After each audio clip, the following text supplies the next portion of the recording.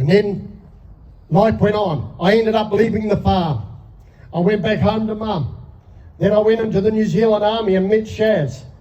1970, the age of 17, I met my darling.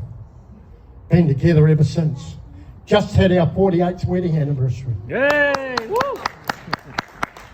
It's been a journey, but it's been more of a journey for Shaz, being dragged around by an evangelist, when we're called by God. But I want you to know today that you've got a God in heaven. I call him my daddy. I had a daddy I never really knew. Our home was full of incest. Lots of things going on that I didn't even know about. But you know what? When I met God, 10 years later, from that mountaintop experience, 10 years later, I walked into the Christchurch Town Hall and I listened to a man called Steve Ryder. Shared his testimony.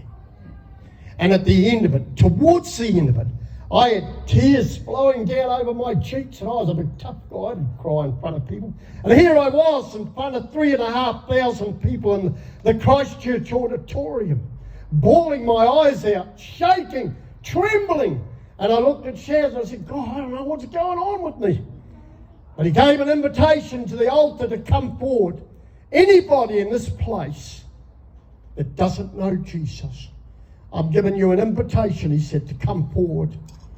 And that night, I looked at Shaz and I said, this could be the time. I got up out of my seat holding Shaz's hand and we walked down the aisle again. We got married again. We met our Jesus. We met our Jesus.